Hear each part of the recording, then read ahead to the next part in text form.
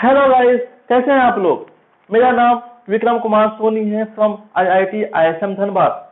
तो आज मैं आप लोगों को क्या पढ़ाने जा रहा हूँ, इलेक्ट्रोकेमिस्ट्री का पार्ट 3, जो क्या कंटेन करता है electrolysis, difference between galvanic cell and electrolytic cell and Faraday laws. ठीक है, ये मैं आज आपको बताने जा रहा हूँ। तो इससे पहले जो पार्ट 2 वीडियो था उसमें मैं कहाँ तक कवर कर चुका था, अप टू नर्स इक्वेशन तक। ठीक है, मतलब गैल्वेनिक सेल हो चुका था, है ना। तो अगर किसी को गैल्वेनिक सेल में प्रॉब्लम है तो मेरे पार्ट 2 वीडियो को देख सकते हैं। तो आज आते हैं हम लोग पार्ट 3 में, जो इलेक्ट्रोलाइसिस और difference between galvanic cell and electrolytic cell and Faraday law को कंटेन किया हुआ है। ठीक है, तो पहला टॉपिक आते हैं इलेक्ट्रोलाइसिस में, कि इलेक्ट्रोलाइसिस बोलते किसको है ना। देखो, जब हम करंट पास करते हैं सेल में तो जो प्रोसेस होता है वो रिवर्स हो जाता है। मतलब सिंपली बोल सकते हैं कि when we are passing a electric current to bring a chemical change, ठीक है, when chemical change is occurring with the help of current, it is called electrolysis, है ना। देखो, जैसे it is a process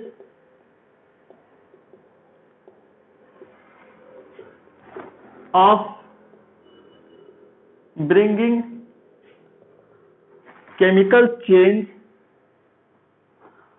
by current, ठीक है। या फिर when a reaction having oxidation and reduction is occurring with the help of current, ठीक है। जब हम करंट पास करते हैं तो जो ऑक्सीडेशन और जो रिडक्शन होता है उस प्रोसेस को क्या बोलते हैं हम लोग, इलेक्ट्रोलाइसिस बोलते हैं, है ना। तो electrolysis is a process of bringing chemical change by current, है ना। तो इसका हम यूज कहाँ करते हैं, इसको हम लोग इलेक्ट्रोलाइटिक सेल में यूज करते हैं, है ना। तो इलेक्ट्रोलाइटिक से वहां जाने से पहले मैं थोड़ा बताना चाहता हूँ कि how a galvanic cell is converted into electrolytic cell. ठीक है, तो हमें जो गैल्वेनिक सेल में जो पढ़े थे, क्या पढ़े थे कि यहाँ पे मैं 2 बीकर लेते थे, 2 बीकर, इसमें हम लोग क्या करते थे, एक सॉल्ट ब्रिज डाल देते थे, ठीक है। यहाँ पे 2 इलेक्ट्रोड होता था, ठीक है, और यहाँ पे हम लोग को क्या होता था, करंट मिलता था, है ना। ये मेरा गैल्वेनिक सेल था जिसमें कि ये मेरा एनोड था और ये क्या था, मेरा कैथोड था, ठीक है। यहाँ तक तो एनोड का चार्ज क्या था, नेगेटिव, चार्ज क्या था, पॉजिटिव। क्यों, याद रखना, कभी भी हम लोग एनोड और कैथोड को चार्जेस से याद नहीं रखते हैं। कैसे याद रखते हैं, एनोड में क्या होती है, ऑक्सीडेशन होती है, और कैथोड में क्या होती है, रिडक्शन होती है, ठीक है। तो इसमें हमेशा ऑक्सीडेशन होता है, इसमें हमेशा क्या होता है, रिडक्शन होता है, ठीक है। तो यहाँ पे जो Zn था तो वो क्या हो रहा था, Zn प्लस में टूट रहा था, तो क्या हो रहा था, यहाँ पे Zn is converting into Zn plus 2 and copper जो प्लस 2 था वो इलेक्ट्रॉन ले क्या बनती थी, कॉपर बनती थी। कॉपर जो प्लस 2 था यहाँ पे, यहाँ से इलेक्ट्रॉन निकाल के, ठीक है, यहाँ पे कॉपर डिपोजिट हो जाती थी, है ना। तो ये प्रोसेस में कहाँ होती थी, गैल्वेनिक सेल में होती थी। समझ गया यहाँ तक, ठीक है। तो अब क्या हो रहा है कि लेट अस से कि यहाँ का जो पोटेंशियल डिफरेंस है वो 1.1 वोल्ट है। कितना है, 1.1 वोल्ट है, ठीक है। तो अभी क्या हो रही है, अभी यहाँ करंट ऐसे फ्लो कर रही है, ठीक है। जो करंट जो होती है पॉजिटिव से नेगेटिव की तरफ फ्लो करती है, ठीक है। तो मैं क्या करता हूँ इसमें, मैं एक एक्सटर्नल पोटेंशियल डिफरेंस का सोर्स लगा देता हूँ। सपोज बैटरी लगा दी है जो मुझे एक्सटर्नल करंट प्रोवाइड करे, ठीक है। तो ये जो एक्सटर्नल है, ये जो ई एक्सटर्नल है जो मैं एडिशनल इसमें यूज किया हूँ, ठीक है। अगर ये 1.1 से छोटा होता है, ठीक है, या 1.1 से बड़ा होता है, या फिर इक्वल होता है, या बड़ा होता है, 3 केस बनता है इसका, ठीक है। तो अगर ये 1.1 से ये पोटेंशियल डिफरेंस जो लगाए हम एक्सटर्नली, अगर वो छोटा होता है तो क्या होगा कि जो भी डिफरेंस है वो इसमें यूज होगा। लेट अस से कि मैं इसमें 0.5 वोल्ट लगा दिया, ठीक है, जो बाहर से जो लगाए हैं वो 0.5 वोल्ट मैंने लगा दिया, तो डिफरेंस कितना हो रहा है 1.1 माइनस 0.5 कितना 0.6, मतलब अब ये 0.6 इसी डायरेक्शन में फ्लो करेगा, क्योंकि अभी भी ये ज्यादा है, याद रखना, ठीक है, अभी भी ये ज्यादा है, तो क्योंकि करंट हम इसके अपोजिट लगाए हैं, मतलब ये इधर लगाए हैं, current is flowing in this direction, ठीक है, हम सब पॉजिटिव से नेगेटिव की तरफ करंट फ्लो करती है ना, तो क्योंकि इसका करंट ज्यादा है, इसका पोटेंशियल डिफरेंस ज्यादा है 1.1 है, इसका कम है 0.5 है, तो डिफरेंस 0.6 आया, तो अभी भी ये 0.6 फ्लो करेगा, लेकिन अमाउंट कम हो गया, तो अभी भी यही सेम प्रोसेस ये फॉलो करेगा, ठीक है, ठीक है, लेकिन अगर ये इक्वल हो गया, अगर ये इक्वल हो गया, तो अब नेट फोर्स इक्वल हो गया, तो जितना करंट इधर आ रहा था उतना हम अपोजिट करंट पास कर रहे हैं, पहले 1.1 था, अब हम 1.1 ही दे रहे हैं, है कि नहीं, तो इससे क्या हो रहा है, इससे नेट करंट क्या हो जा रहा है, जीरो हो जा रहा है ना, ठीक है, यहां तक ओके। अब इससे क्या हो जा रही है कि नेट करंट क्या हो रहा है, जीरो हो रहा है, तो अब इसमें कोई भी करंट फ्लो नहीं करेगा, मतलब ये जो प्रोसेस है ये रुक जाएगा, मतलब ये जो प्रोसेस हो रही है कि यहाँ से जो Zn जो है वो बाहर निकल रही है, मतलब ऑक्सीडाइज कर रही है, और जो कॉपर है जो रिड्यूस कर रही है, ठीक है, तो दोनों में कुछ भी रिएक्शन अब नहीं होगा, मतलब Zn जहां था वही रह जाएगा, कॉपर जहां था वही रह जाएगा, ठीक है, मतलब no chemical change will occur if the E external will equal to 1.1 volt because the potential generated in the galvanic cell is 1.1 volt, तो नेट इक्वल हो गया तो जीरो, ठीक है, मतलब कोई भी करंट का फ्लो नहीं होगा, लेकिन जैसे ही अगर हम क्या करते हैं 1.1 से बड़ा कर देते, ज्यादा कर देते, मतलब इसको हम इससे बढ़ा दिए, तो जितना करंट इधर फ्लो कर रहा है हम उससे ज्यादा करें, उसके उल्टा साइड फ्लो करा दिए, तो इससे क्या होगा, ये प्रोसेस क्या होगा, रिवर्स हो जाएगा। अब जो करंट जो कॉपर जो बाहर निकल रहा था, मतलब सॉरी कॉपर जो है, जो कॉपर प्लस जो है कॉपर बन रहा था, है ना, और Zn जो है वो Zn+2 बन रहा था, अब ये उल्टा हो जाएगा, अब क्या होगा Zn+2 अब Zn बनेगा, एंड जो कॉपर जो था वो कॉपर+2 बनेगा, बात समझ गए, तो जहां पे ऑक्सीडेशन था अब वहां पे क्या होगा, वहां पे अब रिडक्शन होगा, और जहां पे रिडक्शन था वहां पे क्या होगा, ऑक्सीडेशन होगा, समझ गए यहां तक, है ना, तो अब जब ये केस आता है, जब when the potential difference applied is greater than the cell potential, then it will be called as electrolytic cell, ठीक है, तो ये इलेक्ट्रोलाइटिक की तरह बिहेव करेगा, समझ गए यहां तक, है ना, तो ये इलेक्ट्रोलाइटिक की तरह बिहेव करेगा, तो यहां तक किसी कोई दिक्कत नहीं, ओके। तो अब आते हैं इलेक्ट्रोलाइटिक सेल में, है ना, कि इलेक्ट्रोलाइटिक अब जो मेन डेफिनेशन है कि इसमें होता क्या है ना, मैं देख चुका हूं कि गैल्वेनिक सेल कैसे इलेक्ट्रोलाइटिक सेल की तरह काम करता है, तो इसको बताता हूं मैं इसमें होता क्या है। देखो इसमें इलेक्ट्रोलाइटिक में याद रखना कि हमको सॉल्ट ब्रिज के बिना ये काम करता है ना, there is no need for the salt bridge, ठीक है, कि सॉल्ट ब्रिज के बिना भी हम इसको यूज कर सकते हैं, मतलब एक ही कंटेनर में हम लोग इलेक्ट्रोलाइटिक सेल बनाते हैं, है ना, तो क्या करते हैं इसमें,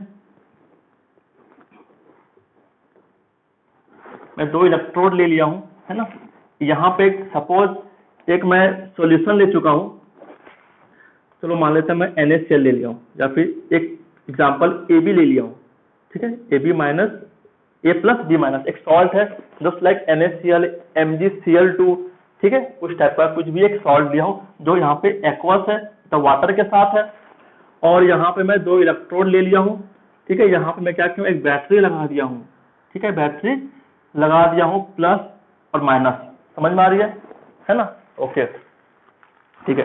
अब देखो जब करंट पास कर रहे हैं इसमें तो ये नेगेटिव चार्ज है, ठीक है, तो नेगेटिव क्या करेगा अपने तरफ पॉजिटिव को लाएगा, ठीक है, ओके, और पॉजिटिव क्या करेगा अपनी तरफ नेगेटिव को लाएगा, है ना, तो इस इलेक्ट्रोड में क्या होगा, इसमें जो A प्लस है, ठीक है, यहां से जो नेगेटिव है उसको यूज करेगा और क्या बन जाएगा, A बन जाएगा।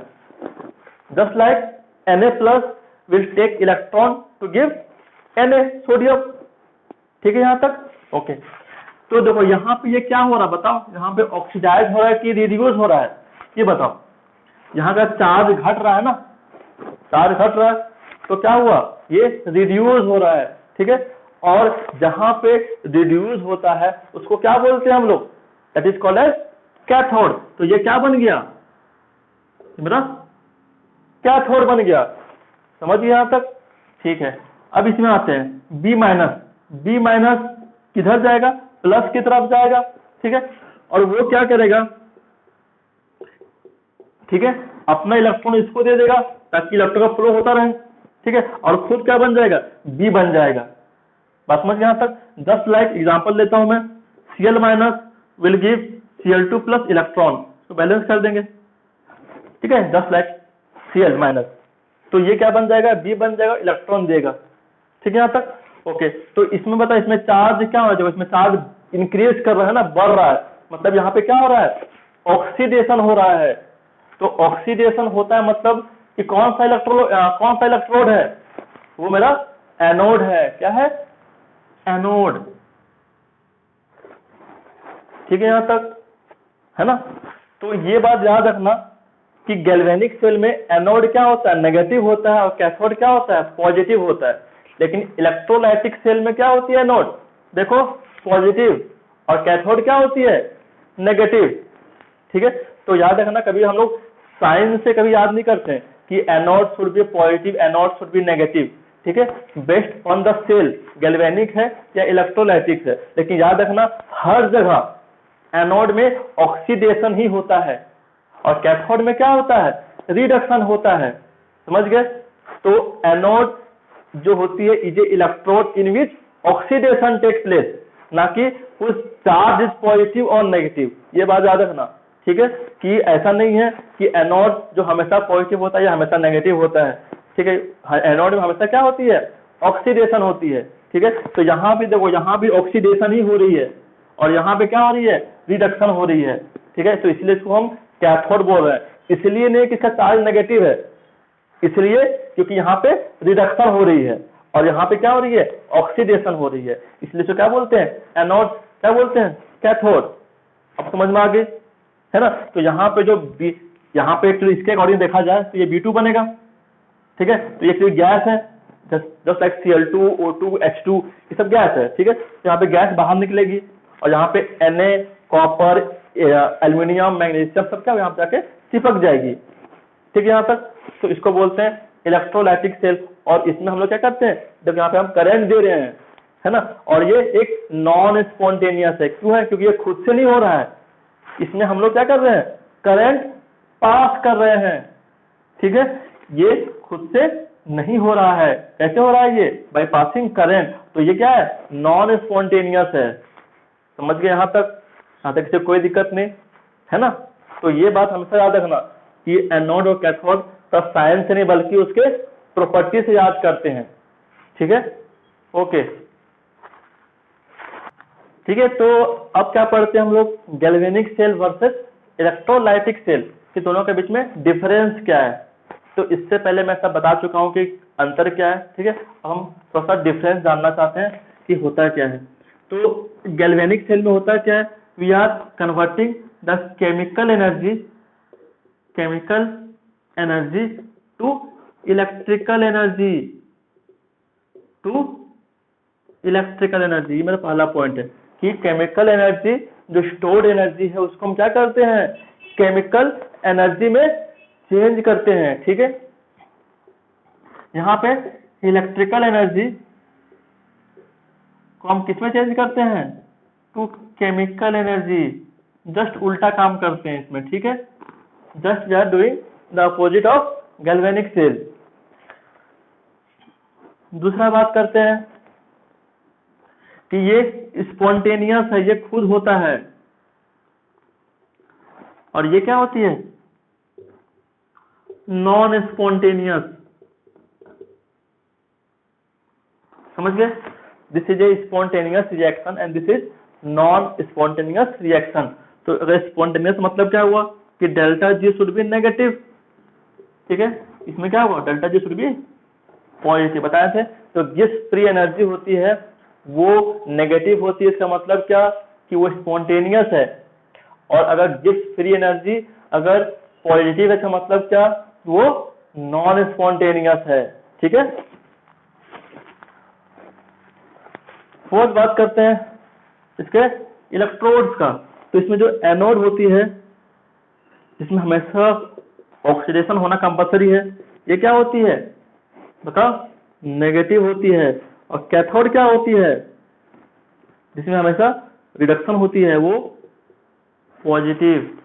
इसमें बात करते हैं एनोड क्या होती है, इसमें भी हमेशा ऑक्सीडेशन ही होगी, लेकिन बस चार्ज बस क्या हो जा रही है पॉजिटिव। और कैथोड जिसमें हमेशा रिडक्शन होती है उसका चार्ज क्या हो जा रही है नेगेटिव, जस्ट उल्टा हो जा रही है ना। ओके, अब इसमें एक और है, इसमें हमको सॉल्ट ब्रिज चाहिए ही चाहिए, सॉल्ट ब्रिज इज रिक्वायर्ड, ठीक है। इसमें no need of salt bridge, no need of salt bridge, ठीक है। इसमें मुझे सॉल्ट ब्रिज नहीं चाहिए, ठीक है, कोई दिक्कत नहीं इसमें, ठीक है, यहां तक लिख लीजिए। तो आगे आते हैं हम लोग इलेक्ट्रोलाइसिस ऑफ NaCl, है ना। तो NaCl जो बात करते हैं उसको हम जब करंट पास करते हैं NaCl सॉल्यूशन में, ठीक है, जिसको हम प्राइम सॉल्यूशन भी बोलते हैं, तो उसमें एनोड में और कैथोड में क्या क्या चीज निकलेगा, ठीक है, क्या क्या चीज बाहर आएगा। तो लेते हैं कि मेरा ये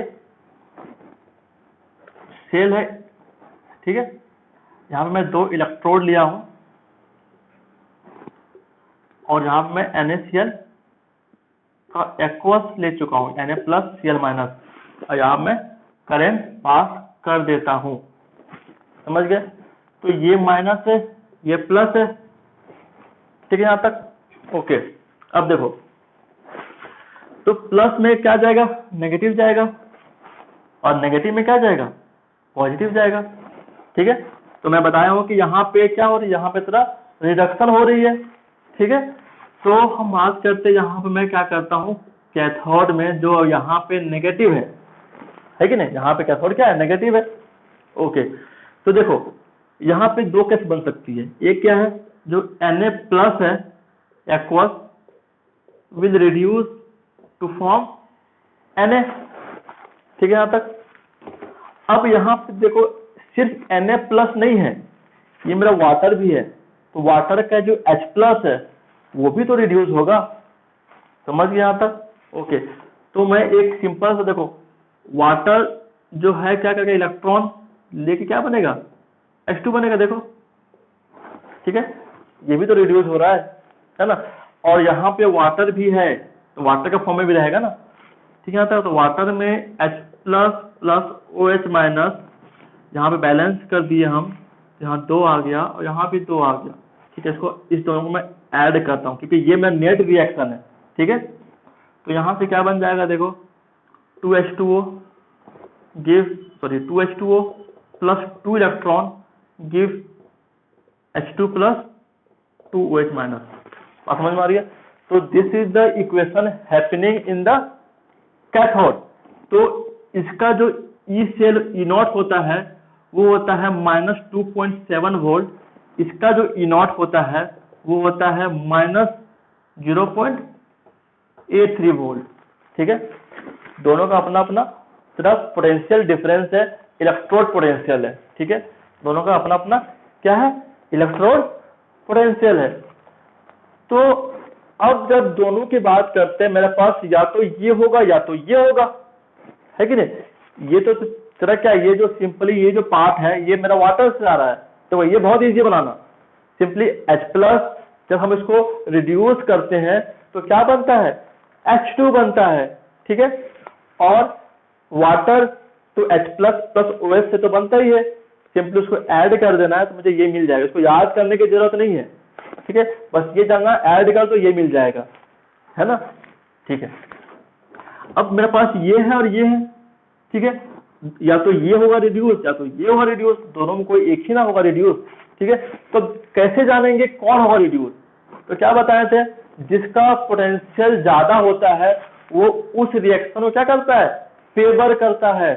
ठीक है, तो इस दोनों में फेवर फेवर जो है कौन कर रहा है, देखो ये बड़ा है, ये कम है, ये बड़ा वैल्यू है, तो ये बड़ा मतलब ये क्या होगा, ये अच्छे से क्या हो रहा है, रिड्यूस हो रहा है, मतलब कि इस इक्वेशन में ये फेवर करेगा, ये फेवर नहीं करेगा। तो मतलब क्या हुआ कि इस कैथोड में सोडियम से सोडियम प्लस से सोडियम नहीं बनेगा, क्या बनेगा, सिंपली H2 गैस क्या होगा, बाहर रिलीज होगा। तो इस कैथोड में ये रिएक्शन होगा, ना कि ये रिएक्शन। ठीक है, तो यहाँ पे H2 गैस रिलीज होगा प्लस 2OH माइनस, तो water will take the electron from this cathode, ठीक है, to form H2 plus 2OH minus. अब समझ गए यहां तक? ठीक है, अब आते हैं हम लोग एनोड में। अब आते हैं किसमें, एनोड में। तो एनोड में क्या होगा, वही Cl माइनस, मुझे पता है कि एनोड में क्या होती है, ऑक्सीडेशन होती है। ठीक है, तो ऑक्सीडेशन जब होती है तो क्या बन जाएगी यहाँ पे, देखो, ठीक है, देखो यहाँ पे ये ऑक्सीडाइज हो रहा है, is the release of electron, है ना, क्योंकि ऑक्सीडेशन में हमेशा इलेक्ट्रॉन बाहर निकलती है। ठीक है यहाँ तक। अब ये तो केस बन रहा है, तो अच्छी बात, इसका जो ई नॉट जो होती है वो होती है माइनस 1.3 वोल्ट। ठीक है, तो वैल्यू कितना होती है, माइनस 1.3 वोल्ट। ओके, अब इसमें वाटर भी तो है, तो वो कहाँ जाएगा, तो वाटर मतलब क्या हुआ कि OH minus will give O2। यहाँ पे देखो O2 माइनस था, क्या बन गया, O2 जीरो बन गया, मतलब ठीक है, वो ऑक्सीडाइज हो रहा है ना, मतलब। ठीक है, तो ये ऑक्सीडाइज होता है, इसको बस याद रखना है ना। ठीक है, उसको बैलेंस कर देंगे, तो यहाँ पे 2 डाल दिए, यहाँ पे 2H प्लस डाल दिए, दिख रहा है, यहाँ पे चार्ज कितना है, 2 चार्ज है, यहाँ पे चार्ज +2 है, तो we have to add 4 electron. समझ गया तक? तो ये मेरा इक्वेशन बन गया, बस इसको बस बैलेंस करना है। बैलेंस हम लोग रेडॉक्स में पढ़ चुके हैं, है ना, 11th क्लास में। ठीक है, तो अगर दिक्कत होती है तो एक बार रेडॉक्स रिएक्शन के बाद देख लेना कि how to balance by ion electron method in acidic medium. ठीक है, तो ऐसे ही बैलेंस करते हैं हम लोग, तो इसमें कोई दिक्कत नहीं है कि OH minus is oxidize to O2। ठीक है, इसको बैलेंस कर दो। ठीक है, यहाँ पे वाटर भी तो था, H plus plus OH minus 2 ठीक है, और 2 सही है, बैलेंस है, बैलेंस है। इसको ऐड कर दो, जैसे वहां पे क्या था, मैं जैसे ये ऐड किया ना, इसमें ऐड कर दो, तो क्या हो जा रहा था, ये एक पार्ट कट जा रहा है, तो 2H2O gives O2 plus 4H plus 4 electron. ठीक है, तो ये बन गया इक्वेशन एट एनोड। तो इसका जो ई नॉट वैल्यू कितना है, -1.23। ठीक है, ये वैल्यू है। अब आते हैं इसमें, एक ये रिएक्शन है, एक ये रिएक्शन है, तो बात करते हैं कि कौन बड़ा वैल्यू है। देखो बड़ा वैल्यू तो ये है कि नहीं, बड़ा वैल्यू ये है ना, -1.23 बड़ा वैल्यू ये। तो according to this concept O2 should be released at the anode. समझ गए? इसके अकॉर्डिंग जो बड़ा वैल्यू है वो उसको फेवर करता है, मतलब जो यहाँ पे जो ऑक्सीडेशन हो रहा है उसको ये फेवर कर रहा है कि यहाँ पे O2 का बनने का जो प्रोबेबिलिटी है ज्यादा रहेगा। ठीक है, और जो Cl2 का क्या है, कम रहेगा, है कि नहीं। लेकिन देखो क्या होता है, इसमें थोड़ा सा ट्रिक है कि ये पार्ट तुम्हें कोई बुक में नहीं मिलेगी। ठीक है, तो इसको अच्छे से बस देख लेना है कि क्योंकि दो बहुत बुक में क्या होती है ना कि सिंपली बोल दिया जाता है कि यहाँ पे Cl2 निकलती है, इसका कोई जिक्र नहीं करता है। क्या बोल दिया जाएगा कि Cl is converting into Cl2, so we are getting Cl2 in the anode. But वहां पे तो O2 भी तो बन सकता है, ठीक है, और उसका पोटेंशियल देखो उससे ज्यादा भी है, ठीक है। लेकिन होता क्या है कि the rate of production of O2 is very slow, ये जो बन रहा है ये बहुत ही स्लोली बनता है, बात समझ गए। तो अगर हम चाहते हैं कि इसको हम फास्ट बनाए तो we have to give more voltage, हम बोलते हैं ओवर वोल्टेज और ओवर पोटेंशियल। अगर हम इसमें ज्यादा करंट दे देंगे, ठीक है, तब इसका बनने का चांसेस बढ़ेगा, तब इसका जो बन रहा है वो थोड़ा फास्ट होगा, ठीक है। पहले क्या हो रहा था, पहले ये स्लो हो रहा था, अब ये क्या होगा, फास्ट होगा, ठीक है। तो अब हम चाहते हैं कि ये ज्यादा से हो, ज्यादा फास्ट, क्योंकि अभी तो बहुत बहुत धीरे धीरे बन रहा है ना। तो हम चाहते हैं कि ज्यादा हो, तो हम क्या करेंगे, यहाँ पे हम ज्यादा हमको वोल्टेज देना पड़ेगा, जिससे क्या होगा, जिससे इसका चांसेस बढ़ जाएगा, जिससे क्या होगा, ये फिजिबल हो जाएगा, मतलब ये काम करेगा, ना कि ये। अब समझ गए, क्योंकि ये थर्मो जो अकॉर्डिंग टू द कॉन्सेप्ट जो ई वैल्यू जो है ज्यादा है, इसका बनना तो ये चाहिए, लेकिन ज्यादा वोल्टेज के चलते, ठीक है, ये फिजिबल हो जाता है। तो इसलिए इसको छोड़ के ये रिएक्शन काम करता है, ना कि ये, है ना। बात समझ गए यहाँ तक ना, ठीक है। तो अब ये मेरा फिजिबल है ये, और यहाँ पे क्या फिजिबल है, ये फिजिबल है, ये पार्ट, ठीक है। तो कैथोड में ये रिएक्शन होगा, एनोड में ये रिएक्शन होगा, समझ गए यहाँ तक कि नहीं समझे, ठीक है, ओके। अब हम बात करते हैं इसका नेट रिएक्शन, इसका नेट रिएक्शन क्या है। तो देखो पहले हम क्या लिए थे, NaCl लिए थे प्लस H2O, ठीक है, NaCl प्लस H2O, सिर्फ हम दोनों को ऐड कर देंगे, ठीक है। तो क्या मिल रहा है यहाँ पे, we are getting H2 gas, जब यहाँ से H2 निकल रहा है, plus we are getting Cl2 plus 2OH minus, दिख रहा है यहाँ पे मुझे 2 है, अब समझ गए। तो इसको बैलेंस है 2 आएगा, अब प्लस 2 जो Na प्लस है ये क्या होगा, ये इससे मिल जाएगा तो फॉर्म NaOH, समझ गए, है ना। तो this is my net cell reaction, हम सिंपली दोनों को ऐड कर दिए। तो यहाँ पे क्या है, Cl2 है, Cl2, यहाँ पे H2 है, H2OH है, OH, और ये इलेक्ट्रॉन, और ये तो कट जाएगा क्योंकि ये इस साइड है वो उस साइड है, तो कट गया, बचा क्या, Cl माइनस, यहाँ पे तो Cl माइनस है, और Na यहाँ पे था जो NO जो ये बन नहीं पाया, लेकिन वो तो यहाँ पे है ना, ये Na प्लस है तो यहाँ पे घूम रहा है क्योंकि वो Na बन नहीं पा रहा है ना, ठीक है यहाँ तक। तो NaCl plus H2O will give H2 plus Cl2 plus 2OH minus, ठीक है यहाँ तक, ओके। तो इसमें किसी की कोई दिक्कत नहीं, तो क्या बोलेंगे, when we are passing current in NaCl it will form H2 gas plus Cl2 gas plus OH minus and Na plus will be floating in the solution, है ना, यहाँ तक कोई दिक्कत नहीं किसी को, ओके। उसके बाद आप लोग देख लीजिए। तो अब आते हैं हम लोग फैराडेज लॉ ऑफ इलेक्ट्रोलाइसिस में, कि जब फैराडे ने कुछ लॉज बताए थे इलेक्ट्रोलाइसिस में, जब हम करंट पास करते हैं, ठीक है, इन्हें इलेक्ट्रोलाइटिक सेल, तो जो कैथोड में या फिर एनोड में जहां भी अगर कोई मेटल डिपॉजिट होता है, तो जनरली क्या होती है, कैथोड में डिपॉजिट होगी, क्योंकि मेटल क्या है, पहले चार्ज पॉजिटिव रहेगी, चार्ज पहले क्या रहेगी, पॉजिटिव रहेगी, वो इलेक्ट्रॉन ले क्या बनेगी, मेटल बन जाएगा, है ना। तो मेटल बन जाएगा, तो जितना मेटल डिपॉजिट होता है इलेक्ट्रोड में, ठीक है, मतलब mass of the substance deposited is proportional to the amount of charge passed into the electrolyte, मतलब हम कितना करंट पास करते हैं उस पर डिपेंड करता है, ठीक है यहाँ तक। तो क्या बोल सकते हैं, तो मेरा पहला लॉ क्या था कि मास of the mass deposited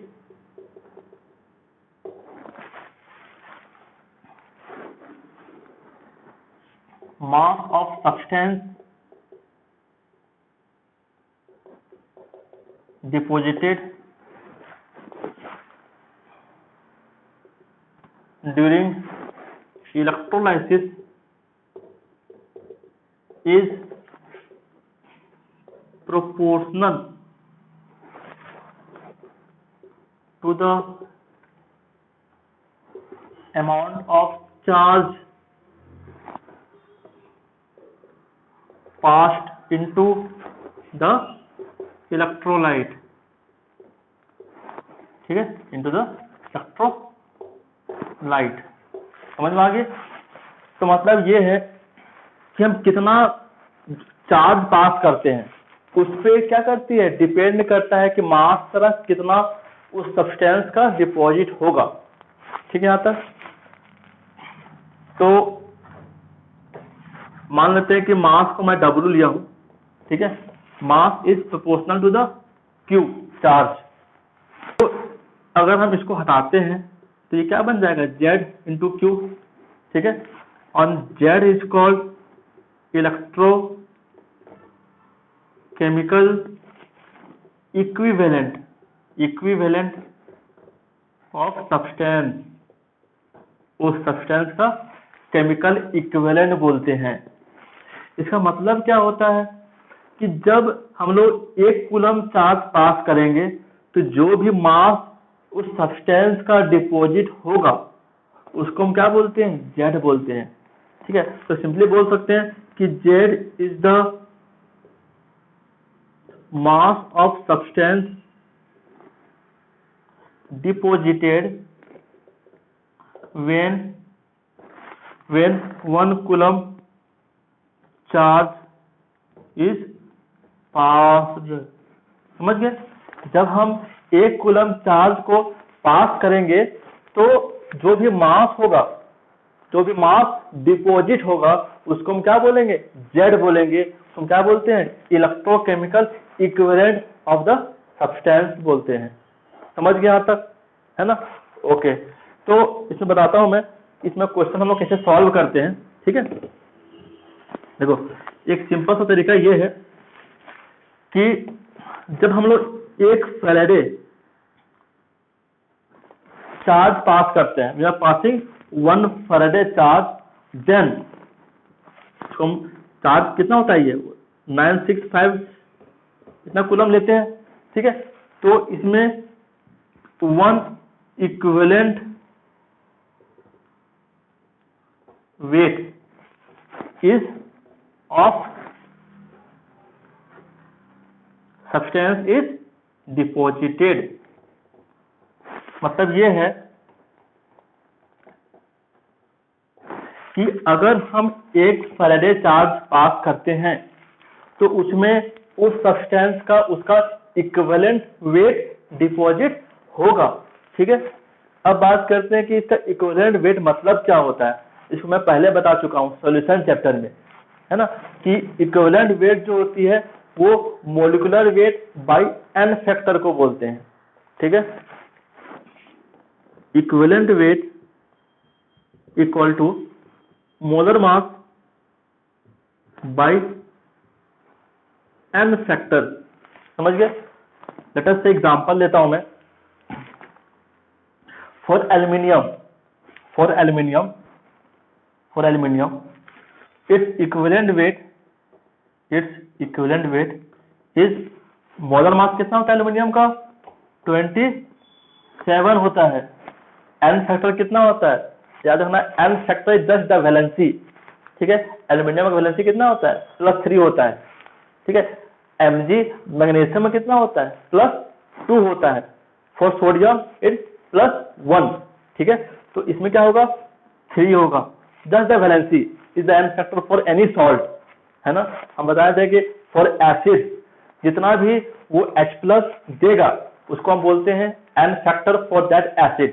just example, for HCl n is 1, for H2SO4 n is 2, है ना। फॉर बेसिस जितना वो OH- देता है उसको बोलते हैं एन फैक्टर। जैसे बात करते हैं एग्जांपल का, NaOH उसका n कितना होगा, 1 होगा, क्योंकि वो एक OH- देता है। ठीक है, BaOH होल ट्वाइस उसका n फैक्टर कितना होगा, 2 होगा। ठीक है, तो for the salt the charge of the cation will be called as n factor, है ना। उसको हम वैलेंसी बोल रहे हैं इस केस में। समझ गया यहाँ तक? तो for aluminium the valency is 3, तो मॉलिक्यूलर वेट जो 27 होती है बाई एन कर देंगे, है ना, ठीक है। तो ये क्या है, इसका इक्विवेलेंट वेट को बोलते हैं, ठीक है। तो जब हम एक फैराडे जब भी चार्ज पास करते हैं, मतलब 96500 कूलम चार्ज जब पास करते हैं, तो हर मेटल का उसका इक्विवेलेंट वेट क्या होता है, डिपॉजिट हो जाता है। समझ गया अपना मतलब क्या है कि when we are passing this amount of charge, we are passing 1 faraday charge in a aluminium solution, then we will get 9 gram of aluminium. मतलब एक फैराडे में मुझे 9 ग्राम क्या मिलेगा, एल्यूमिनियम मिलेगा, ठीक है। हाँ, तो कोई दिक्कत नहीं किसी को, ओके। तो इसके अकॉर्डिंग बात करते हम लोग। देखो जो Q होता है, ठीक है, Q is also called as I into t. I क्या है, करंट है एम्पियर में, इन एम्पियर, और T क्या है तेरा, टाइम है इन सेकेंड, ठीक है। अगर हम मान लेते हैं कि 5 एम्पियर करंट पास करते हैं 2 सेकेंड में, तो charge will be how much, 5 into 2, 10 coulomb charge. समझ गए यहाँ तक। तो सिंपली हम क्या करते हैं, charge equal to I into t को बोलते हैं, समझ गए ना, ओके। अब देखो इसके अकॉर्डिंग बात किया जाए कि हम लोग एक फैराडे में, मतलब एक फैराडे मतलब 96500 कूलम में कितना मास हो रहा है डिपॉजिट, उसके equivalent weight by n factor के इक्वल मास हो रहा है डिपॉजिट, ठीक है। तो एक कूलम में कितना होगा, बाई एन 96500, इतना क्या हो, इतना ग्राम तरह क्या होगा बताओ, वेट होगा डिपॉजिट जब हम एक कूलम चार्ज पास करेंगे तो, ठीक है। लेकिन मेरे पास चार्ज कितने हैं, Q चार्ज है, ठीक है। तो सिंपली हम बोल सकते हैं कि weight will be equal to molecular weight by n into 96500, n है ये, इंटू Q क्या है, I इंटू टी है, समझ गए। तो this is the formula for wait deposited, mass deposited, ठीक है। इतना मास होगा डिपॉजिट कब, जब हम I करंट पास करेंगे T सेकेंड के लिए, है ना। ये आंसर पता ही है, ये पता ही है, तो इसको अच्छे से याद कर लेना, ये बहुत इंपॉर्टेंट है ना। सिंपली ये फॉर्मूला है, ठीक है। तो फॉर्मूला कैसे आ रहा है, मुझे पता है कि एक फैराडे में उसका इक्विवेलेंट वेट होता है डिपॉजिट, तो एक कूलम में कितना होगा, डिवाइड कर दो इससे एक फैराडे चार्ज से, ठीक है। और मुझे पता है कि एक कूलम चार्ज पास हम लोग नहीं करेंगे, कुछ एम्पियर में चार्ज पास करते हैं हमेशा, तो एम्पियर इंटू टाइम कर दो, तो this is my Q, I into T is the Q value, is the total charge, ठीक है ना, ठीक है। इसको लिखो। तो इस कॉन्सेप्ट से एक क्वेश्चन करते हैं, है ना। तो क्वेश्चन है, calculate amount of copper deposited when current of 0.5 ampere pass through CuSO4 solution for 50 minutes. तो ये मैं क्वेश्चन दिया, बोला गया है कि कितना Cu का अमाउंट होगा डिपॉजिट। तो फॉर्मूला था कि W का वेट कितना आएगा, molar mass by n factor, ये इंटू ये, तो सिंपली पुट कर देना है। कितना होता है मोलर वेट, 63.5 होता है कॉपर का, है ना, इंटू करंट कितना दिया हुआ है, 0.5 दिया हुआ है, टाइम कितना दिया हुआ है 50 इंटू 60, याद रखना कि दिस वुड बी सेकेंड, है ना, ओके। एंड कितना होता है कॉपर का, 2 होता है, और 96500, ठीक है। ये होगा ग्राम में, तो सॉल्व कर देना, ठीक है। तो वैल्यू अप्रोक्स आएगा 0.5 ग्राम, ठीक है। सिंपल सा, कोई दिक्कत कुछ प्रॉब्लम नहीं इसमें ना। तो इसको तुम चाहते हो कि मैं बिना फॉर्मूला का सॉल्व करूं, है ना, तो वो भी पॉसिबल है। कैसे, मुझे पता है कि एक फैराडे मतलब 96500 कूलम में कितना मास होता है डिपॉजिट, उसके इक्विवेलेंट वेट के, तो इसका इक्विवेलेंट वेट क्या हो जाएगा 63.5 by 2, this is the mass deposited when 1 faraday charge is passed. तो एक कूलम में कितना होगा 63.5 by 2 by 96500, है कि नहीं, ओके, अब मेरे पास चार्ज कितना है, चार्ज पहले निकाल लो। चार्ज कितना, 0.5 इंटू 50 इंटू कितना होगा 60 दिस कूलम चार्ज। इसको मल्टीप्लाई कर दो, देखो वही चीज आएगा, है ना, सिंपल सा। देखो इसको, तो इसी में अब आते हैं इसके एक और क्वेश्चन में। इसमें क्या होता है, 0.5 ampere current when passed through AgNO3 for 193 second which deposit 0.108 gram Ag, find equivalent weight of Ag। ठीक है, तो कैसे करेंगे, मुझे क्या निकालना है, इक्विवेलेंट वेट निकालना है। मतलब कि वेट जो होता है, मुझे पता है कि molecular mass by n factor into 96500 into I into t होता है, मुझे बताए थे। तो दिस इज कॉल्ड, ठीक है, इसको बोलते हैं ना कि यही तो मेरा इक्विवेलेंट वेट है ना, मोलर वेट बाई n को बोलते हैं इक्विवेलेंट वेट। मुझे पता है कि Ag का जो n क्या होता है, 1 होता है, याद है, AgCl में Ag प्लस और होता है Cl माइनस, तो Ag प्लस होता है, मतलब कि वैलेंसी कितना है 1, मतलब n फैक्टर कितना है 1 है। ठीक है, तो हम सिंपली हमको उसका मॉलिक्यूलर वेट निकालना है ना। देखो इसमें तो हम सिंपली जानते हैं कि Ag का कितना होता है, 108 होता है, लेकिन बहुत सारे ऐसे क्वेश्चंस रहेंगे जिसमें कि मेटल्स का तुम्हें पता नहीं रहेगा, तुम्हें निकालना पड़ेगा। ठीक है, तो यहाँ पुट कर देंगे, देखो वेट डिपॉजिट कितना 0. ठीक है, मॉलिक्यूलर वेट बाई n जिसको हम लोग इक्विवेलेंट वेट बोलते हैं। I कितना दिया हुआ 0.5 इंटू टी कितना दिया हुआ 193 बाई, समझ गए, तो कोई सबको सॉल्व कर देना, तो ये कितना आ जाएगा, by n will be equal to 108। ठीक है, तो this is my equivalent weight of Ag, है ना, इजी है। ओके, बनाओ इसको। अब आते हैं हम लोग सेकेंड लॉ ऑफ फैराडे में। ठीक है, तो ये फर्स्ट लॉ से ही आया हुआ है। तो होता है क्या इसमें कि when same amount of charge is passed through two electrolytes connected in series, ठीक है, then mass deposited will be in the ratio of their equivalent weight। तो मतलब ये होता है कि जब हम दो इलेक्ट्रोलाइट जो हम सीरीज में लिए हैं, मतलब एक के बाद एक लिए हैं, तो अगर हम करंट पास करते हैं same current, when same current is passed through two electrolytes, then the mass deposited will be in the ratio of their equivalent weight। समझ गए यहाँ तक? जैसे एग्जांपल लेते हैं, अगर हम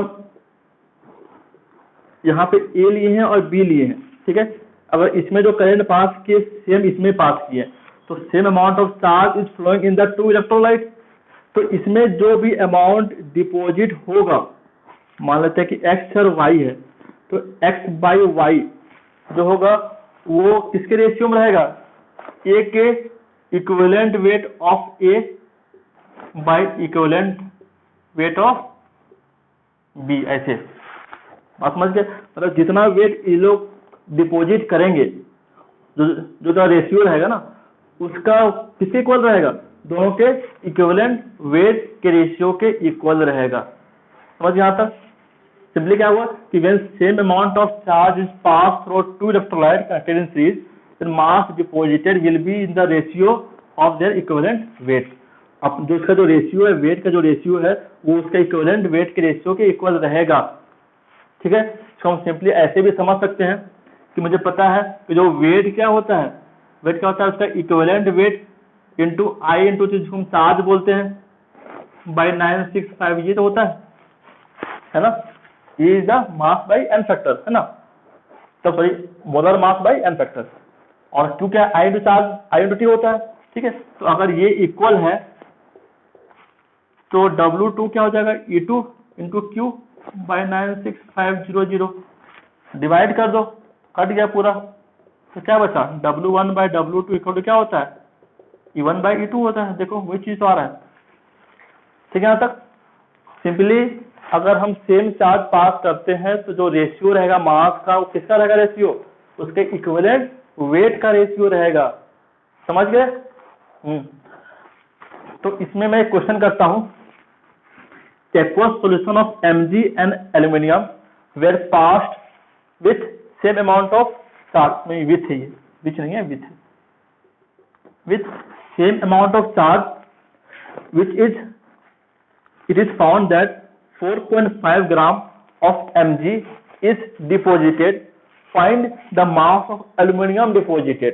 तो अगर Mg का मास अगर डिपोजिटेड बता दिया गया है तो एल्यूमिनियम का मास कितना होगा वो पता करना है, ठीक है। तो इसको मैं सॉल्व करता हूं,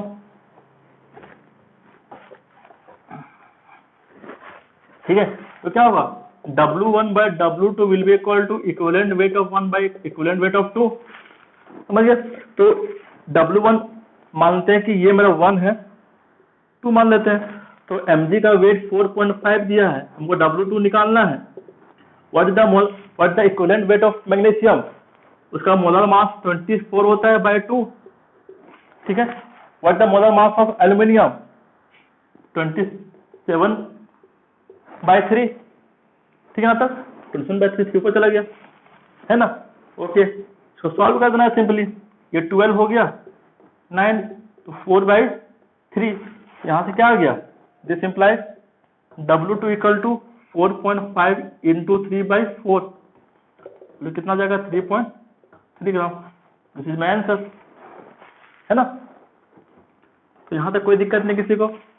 तो ऐसे क्वेश्चन बहुत मेंस में और नीट में ज्यादा ऐसे क्वेश्चन आते हैं, है ना। सिंपली इसको बस सिंपली इसको यूज करना है, कुछ तो है नहीं इसमें, ठीक है। यहाँ तक ओके। तो यहाँ तक हम आज क्या पढ़े हम लोग, आज हम लोग अप टू फैराडे लॉ तक पढ़ चुके हैं, है ना। अब बचा है एक और वीडियो बचा है जो मेरा कंडक्टेंस और बैटरीज को कवर करेगा, फिर मेरा चैप्टर खत्म हो जाएगा, ठीक है। तब तक के लिए इसको पढ़ते रहिए, ओके बाय।